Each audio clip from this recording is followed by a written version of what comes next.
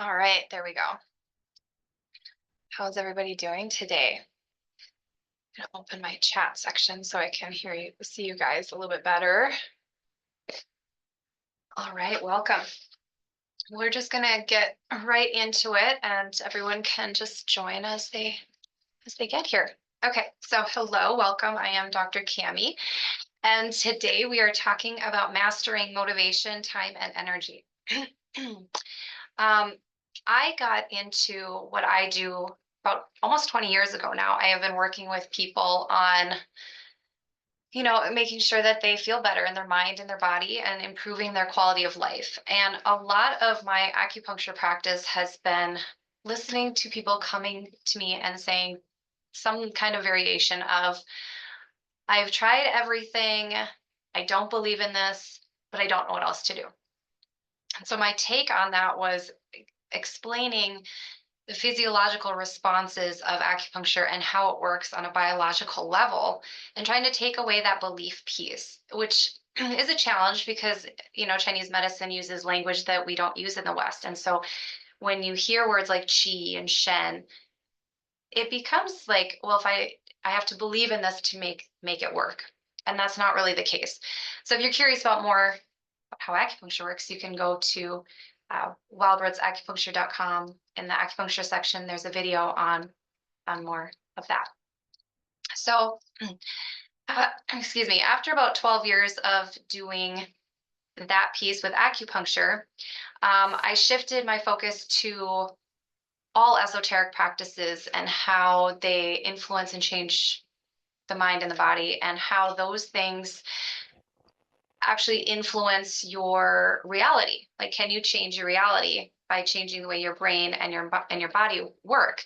And so that's what I wrote the book, Mending the Sacred Self, and that is available on Amazon. And that goes into a little bit more of the neurochemistry of esoteric practices. And so really what my career has shifted towards is understanding the biology of metaphysical experiences and how your brain is designed to seek passion and pleasure and joy, and really there's a split. It either seeks survival methods, which is fear and a lot of things and stress that we're in, or it's goal oriented and it's seeking that those curiosities that lead to passion, to lead to purpose. And so that's kind of what we're doing today, is diving into the biology aspect of the metaphysical experiences, based off time and energy and motivation. So to get started, I just want to do a little meditation to kind of bring us into this energy and space. So if you're not driving, you can close your eyes. You can put your hands, one hand or both hands on your heart. Just take a couple deep breaths and just notice, just feel like an egg of relaxation cracking over the top of your head. Feel your scalp relax. That sensation of relaxation moving down your forehead, the space between your eyebrows smoothing out. Soften your eyes and unclench your jaw. Feel your shoulders relaxing and moving away from your ears. Feel your chest and belly relaxing. Notice the hardness under your butt or under your feet, against a chair or wherever you are sitting. And this hardness reminds us of the earth, and through that sensation, we can ground ourselves. So you may visualize a tree trunk or a waterfall moving from the base of your spine into the center of the earth.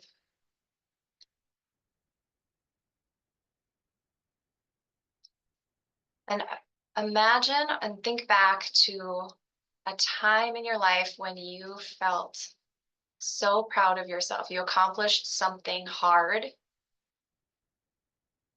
and you felt good about it. You didn't feel good because you needed someone else's approval. You feel good for you. Notice where that is in your body.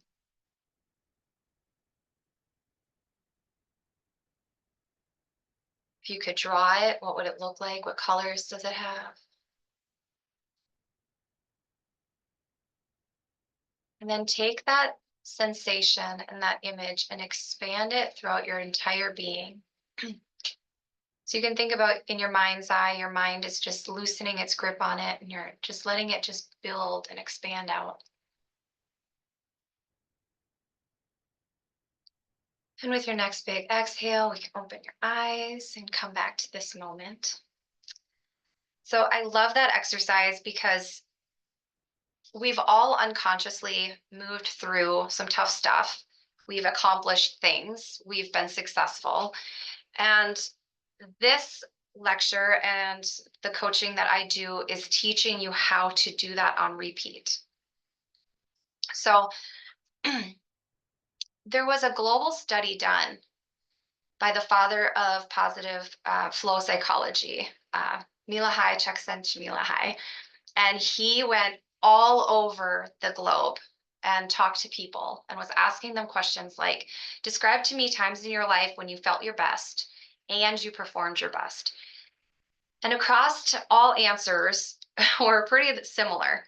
Uh, my actions and my thoughts were effortless. Everything just seemed to be coming to me. I was, implementing things almost perfectly. Creativity goes up, productivity was up, time dilates, which is a fancy way of saying that it gets weird. A lot of times it will speed up. So 5 hours will go by like 5 minutes.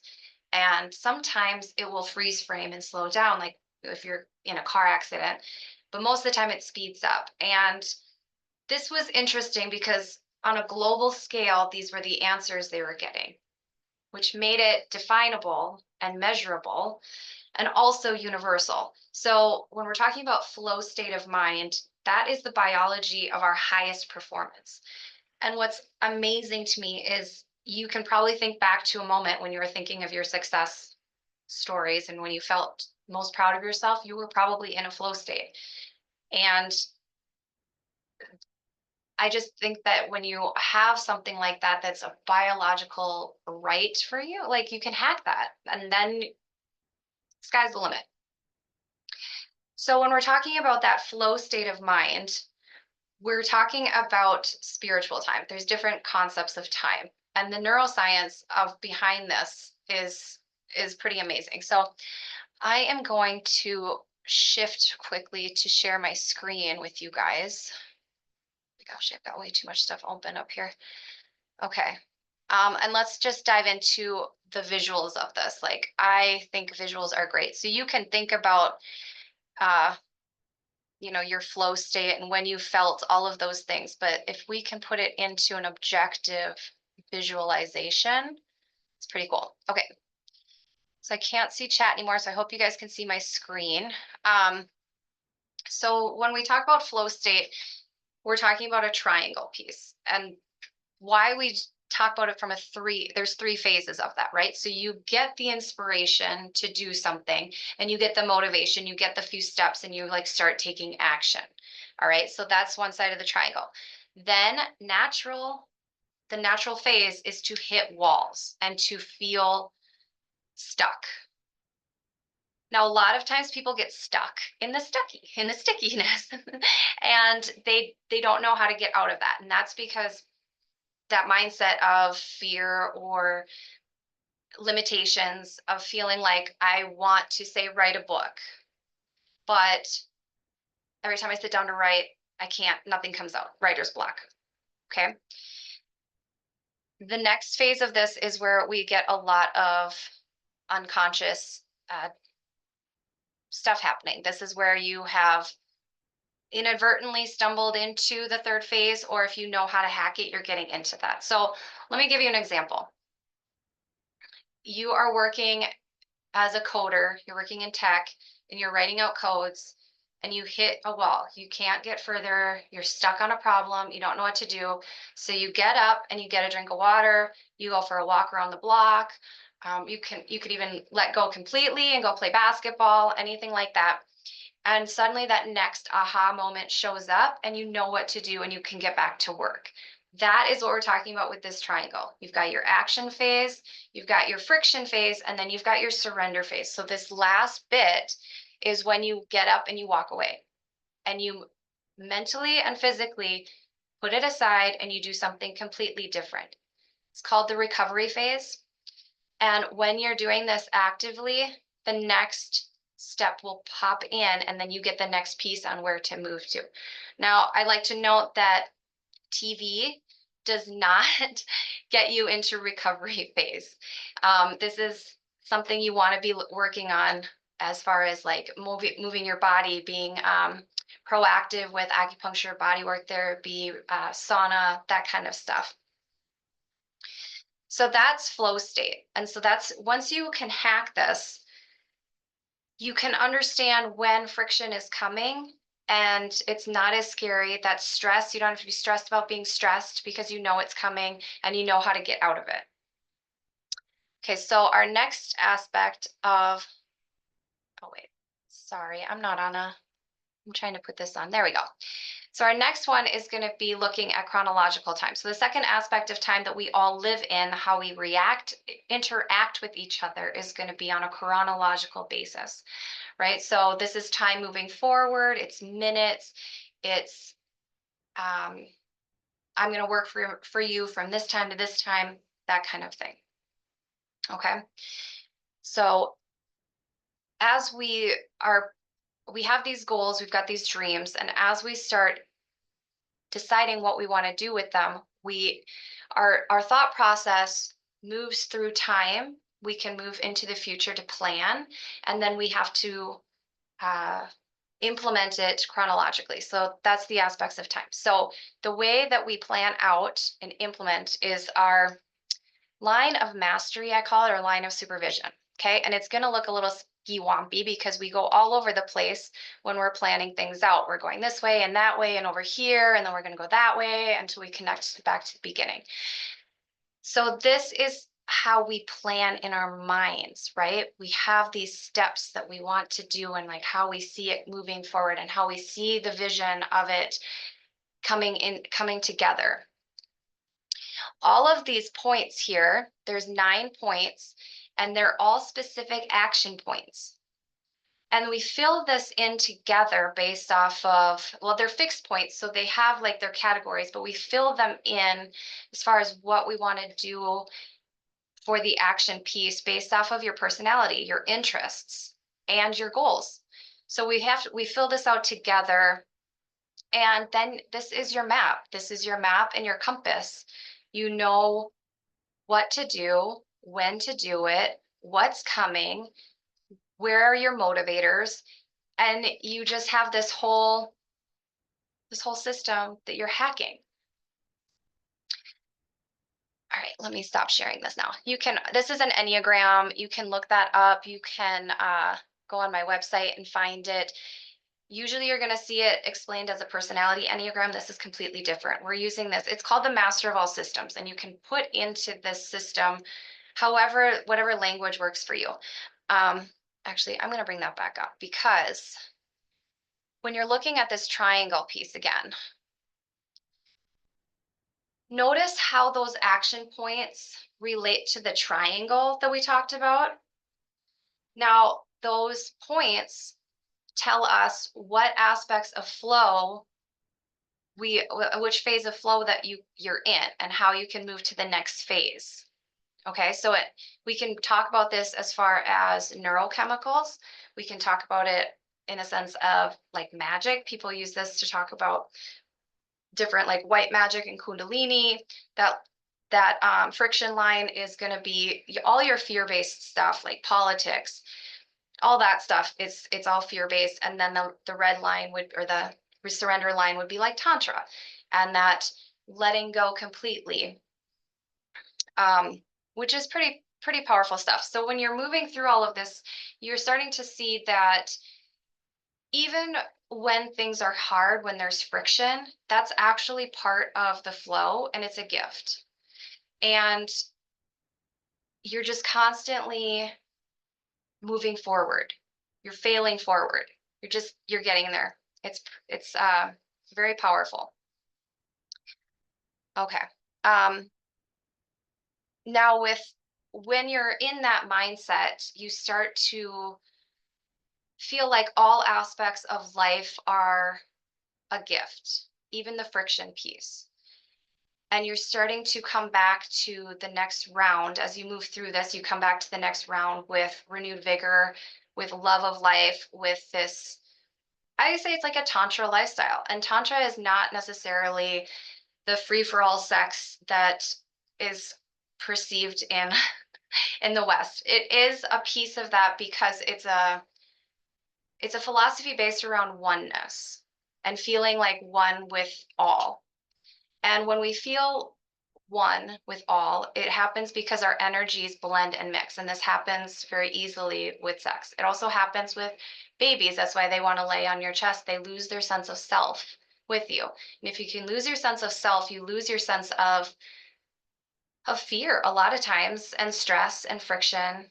Um, And that is one thing about being in flow state, that if you've ever gone back to a memory where you were like, wow, that was a really good conversation with friends. I totally lost a sense of time. I felt open. I felt free. I felt like I was just authentically myself. That's because parts of your brain are turning off. Part of your prefrontal cortex, it's like hypotransient, uh, prefrontal cortex, something or another. Anyway, it starts to turn off, and that's your inner critic. That's your sense of time. So all of these negative things start shifting in your brain. And what's really fun about being in flow and hacking this is that you're training your brain to do it on its own. These chemicals that we're talking about, there's 5 neurochemicals that get you into this phase of like, ooh, constant productivity. Productivity goes through the roof, creativity goes through the roof, skill set builds. I think it's a 200% increase in skill sets when you're in flow learning something. But all those neurochemicals, they stack and they're quite addicting. And so you're when your most biggest reward system in your brain is dopamine. It's pattern recognition. It's just that feel good chemical. And when you get a little dopamine, you're like, oh, I want more. That's why when if you're doing a crossword puzzle and you get one, you'll tend to get a couple at a time. It's because you're getting dopamine. So you recognize a pattern, you get a squirt of dopamine, and then you actually get a couple more bits of the pattern, which keeps the cycle going. So you're getting into a cycle of repeating this over and over again. Now, to give you an example of how strong these neurochemicals are, falling in love is dopamine and norepinephrine, and that's just two of these. And you can see you can think back to when you're falling in love, or if you're in love with someone right now, how much focus you put on them, how much curiosity you have in them. And what we're doing is we're bringing that into you and your goal setting and how you want your life to look and feel. So, okay, I'm going to stop sharing this. Come back to me. All right. So that's basically it. I mean, it's pretty simple stuff. It's pretty straightforward. Now, this increases motivation because you're constantly moving forward and you're succeeding. When you complete a task, you're creating intrinsic motivation, which is a lot stronger than any external motivation. That internal stuff really gets you going. You're creating more time, you're manipulating your time because you know where to go, where you need to go. You have it all mapped out.